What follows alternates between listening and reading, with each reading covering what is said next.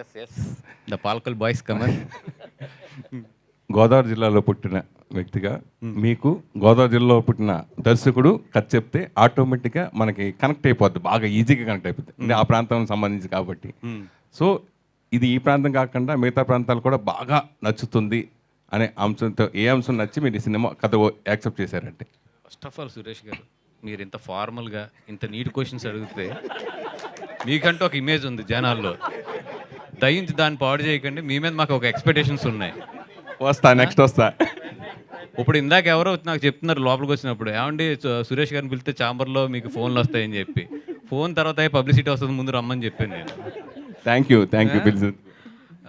నువ్వు ఎట్లా కొన్ని క్వశ్చన్స్ అడిగితే ఓకే, నెక్స్ట్ వస్తాను, దాని తర్వాత వస్తా. ఫస్ట్ దీనికి సమాధానం చెప్పండి. అంటే మనం కనెక్ట్ అవుతాం కదా, మనం రియల్ లైఫ్లో మనం ఏం జరిగినా ఏదో ఉన్నా చూసి అన్ని చూసుంటాం. అది చెప్పేటికి అంతలా గంటన్నర సేపు నవ్వి మళ్ళీ కాపీ గ్యాప్ ఇచ్చి మళ్ళీ చేసే సినిమా చేసే అందుకోసం అడిగా. సురేష్ గారు, ఇప్పుడు నేను పుట్టినప్పుడు వచ్చారు మీరు ఇండస్ట్రీకి. మీరు సంతోషం మ్యాగజైన్ స్టార్ట్ చేసినప్పుడు నేను స్కూల్కి వెళ్తుండేవాడిని అక్కడ. గీత ఆర్ట్స్లో కథ లేకుండా ఓన్లీ కామెడీ మీద తీసిన నేను ఎంత చెప్తే మాత్రం మీరు నమ్మేస్తారు. అది అరవింద్ గారు ఒప్పుకుంటాడు ఫస్ట్ అయినా, అసలు ఒప్పుకోరు. దీంట్లో అంటే మేము ఇంకా రివీల్ చేయలేదు, ఫర్దర్గా రివీల్ చేయబోయేదంటే వినోద్ కుమార్ గారు. ఓకే, అది సర్ప్రైజ్ ఫ్యాక్టర్. అది వినోద్ కుమార్ గారు ఒక ఫాదర్ క్యారెక్టర్ చేశారు ఈ సినిమాలోని. అంటే మనం చాలామంది ఇళ్లల్లో అంటే అంటే కథకి సంబంధించిన మెయిన్ పాయింట్ అది నేను రివీల్ చేయకూడదు, కానీ 100% ఆయనతో వెళ్ళి క్లైమాక్స్ లాస్ట్ 15 minutes ఏదైతే ఉందో, నేను ఎంత నవ్వినా కూడా last 15 minutes is my favourite part in the film. ఈ సినిమాలో ఆటగాడు ఎవరు? ఈ సినిమాలో ఆటగాడు ఒకడు ఉన్నాడు. నువ్వు అడగవలసిన ఈ సినిమా బయట ఆటగాడు ఎవడని అడగలరు. బయట ఆటగాళ్ళు ఇప్పుడు రోజు టీవీలో అన్నింటిలో చూస్తున్నాం బాగా, రోజు అదే న్యూస్ మొత్తం అంతా. మీరు రియల్గా మా దాంట్లో ఆటగాడు అంటే తెలియదు, మరి నేను లేను ఎక్కువ లొకేషన్లో అక్కడ. జనరల్గా ఇండస్ట్రీ పుట్టినప్పుడు నేను 30 సంవత్సరాలు చూస్తున్నా అంటే సక్సెస్ శాతం 5%.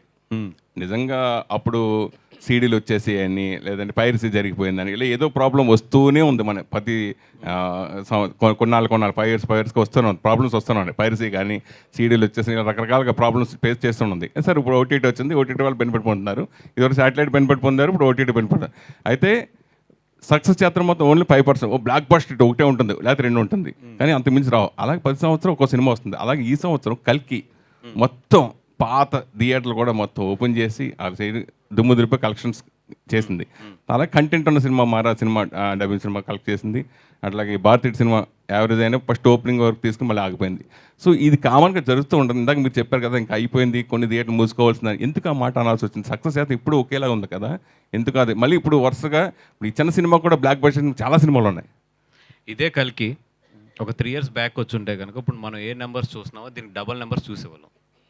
అంటే నెంబర్స్ అనేది మనకు తెలుసు ఇప్పుడు ఎట్లా ఉన్నాయి ఏంది అనేది. అంటే కల్కి దాని కెపాసిటీ ఏంటో థియేటర్స్లోని స్టిల్ ఈరోజు ఒక 30% పీపుల్ ఏంటంటే ఇంకా అది ఓటీటీకి వస్తుంది కదా అక్కడ చూద్దామని చెప్పి ఇంకా సినిమా చూడకుండా ఇంట్లో కూర్చున్న వాళ్ళు ఉన్నారు. ఇదివరకు అలా ఉండేది కాదు. నిజంగా అంత పెద్ద సినిమా అంత పెద్ద హిట్ అయితే బాహుబలి 1 or 2 టైంలోని నెక్స్ట్ అసలు మాకు 3-4 weeks థియేటర్గా ఫుల్ అయిపోయిన రోజులు ఉన్నాయి. మగధీరాకు కానీ, బాహుబలి 1 కానీ 2 కానీ.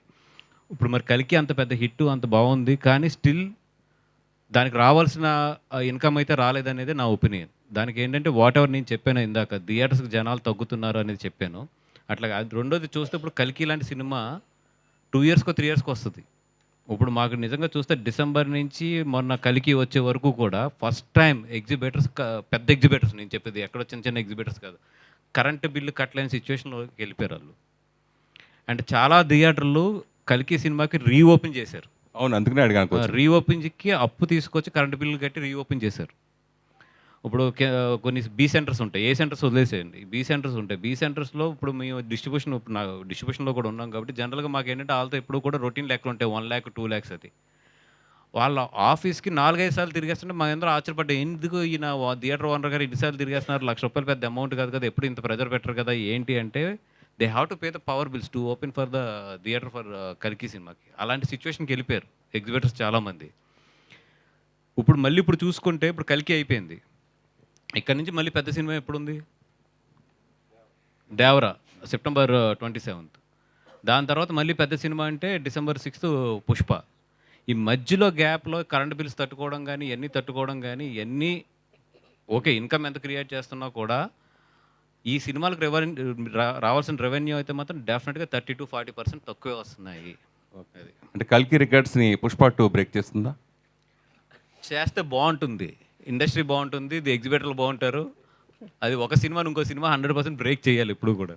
నితిన్ ఇప్పుడు సచిన్ రికార్డ్స్ కోహ్లీ చేయలే, అలాగే ఎవరికాలు రికార్డ్స్ బ్రేక్ చేసుకుంటూ వెళ్ళాలి. నితిన్ గారు సార్ జనరల్గా చిన్నప్పటి నుంచి మనం టీవీలో చూస్తూ లేకపోతే సినిమాకి వెళ్ళి సినిమా చూస్తూ ఒక ఫేవరెట్గా మనం హీరో మనం ఫ్యామిలీలో ఎవరున్నా కానీ ఒక అభిమానించేస్తాం కొంతమంది. అలాగే మీరు నాయకి సాంగ్లో స్వర్గీయ ఎన్టీఆర్ దగ్గర నుంచి ఇప్పుడు మీ ఎన్టీఆర్ జూనియర్ ఎన్టీఆర్ వరకు వరుసగా అందరి హీరోల్ని ఇమిటేట్ చేస్తూ అద్భుతంగా చేశారు. సాంగ్లో చూసినప్పుడు చాలా బాగుంది అది. సో చిన్నప్పుడు మీరు అభిమానించే హీరో ఎవరు, ఇప్పుడు అభిమానించే హీరో ఎవరు?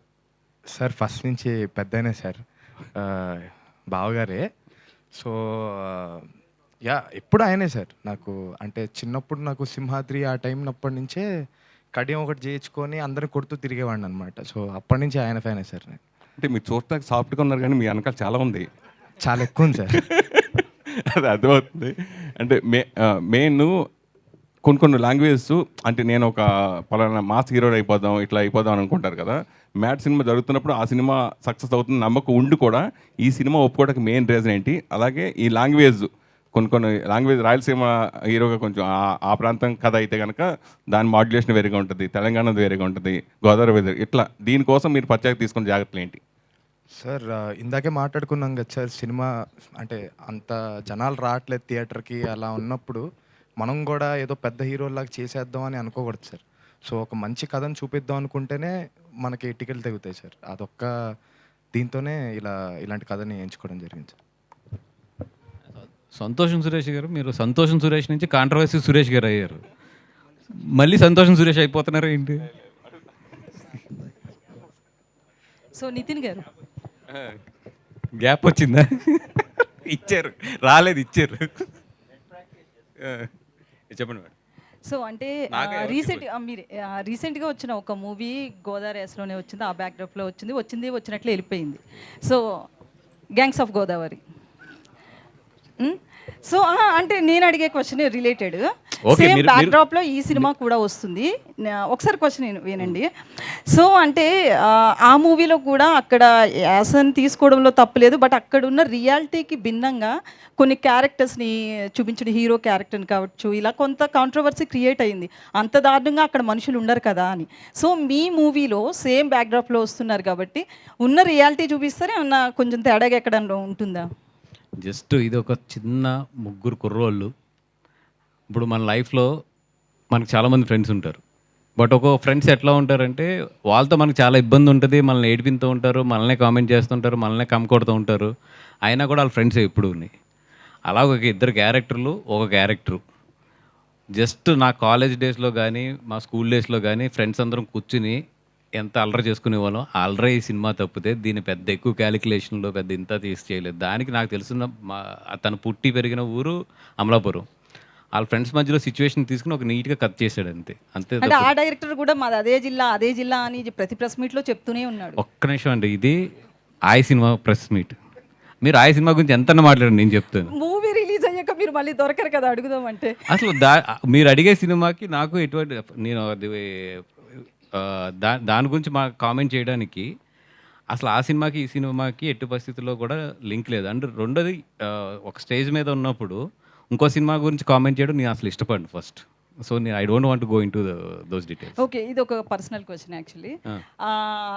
అల్లు అర్జున్ నంద్యాల వెళ్ళినప్పటి నుంచి కూడా అల్లు ఫ్యామిలీలో చిరంజీవి ఫ్యామిలీ చాలా ప్రాబ్లమ్స్ అంటే ఇష్యూస్ వస్తున్నాయి, పెద్ద అటాచ్మెంట్ లేదు, తగ్గింది, ఇదంతా అంటున్నారు. దీనికి మీరు పర్సనల్గా ఏం చెప్తారు?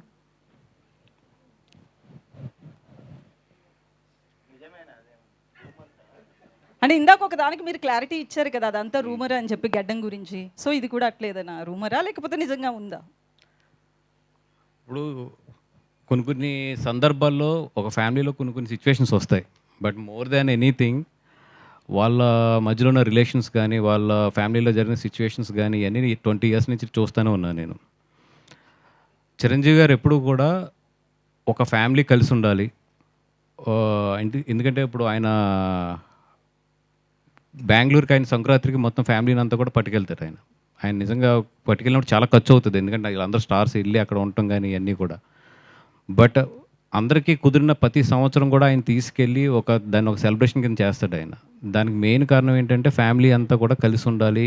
ఓకే, పిల్లలందరూ ఎదిగారు, వాళ్ళకి ఇండివిజువల్ ట్రాక్స్ ఉన్నాయి, ఎవరు ఎలా జరుగుతున్నా కూడా ఫ్యామిలీ అంతా కూడా కలిసి ఉండి వీఆర్ వన్ అనే ఒక మెసేజ్ బయట పంపించడానికి అయినా కొన్ని సిచ్యువేషన్స్ వస్తాయి. అది వాళ్ళు ఇండివిజువల్ డెసిషన్స్ తీసుకున్నప్పుడు కొన్ని సిచ్యువేషన్స్ ఫేస్ చేయవలసి వస్తాయి ఫ్యామిలీలో. అంత మాత్రాన ఇప్పుడున్న ఏదో తాత్కాలిక ఎమోషన్స్ వీటిని తీసుకుని ఈ మెగా ఫ్యామిలీ అనే దాన్ని ఇక్కడ ఈ present situation point of view చూడటం అనేది నాకు ఎందుకో పెద్ద తెలివైన డెసిషన్ అనుకోను. ఎందుకంటే I know them very well. వాళ్ళ బాండింగ్స్ ఎట్లా ఉంటాయి, ఒక సిచ్యువేషన్ వస్తే ఒకరికొకరు ఎలా నిలబడతారు, ఒక సిచ్యువేషన్లో ఒక సిచ్యువేషన్ చాలు ఇవన్నీ తీసేసి మీ అందరం ఒకటి అని చెప్పడానికి. Just I'm waiting for that time అంతే. బట్ మేము అందరం కోరుకునేది ఒకటి ఏంటంటే, వాళ్ళని చిన్నప్పటి నుంచి చూసాం కాబట్టి ఫ్యామిలీని అందరినీ కూడా మేము అందరం కోరుకునేది ఏంటంటే ఈ ఫ్యామిలీ ఎప్పుడు బాగుండాలి, బాగుంటుంది కూడా. ఇవన్నీ జస్ట్ పాసింగ్ క్లౌడ్స్ అంతే.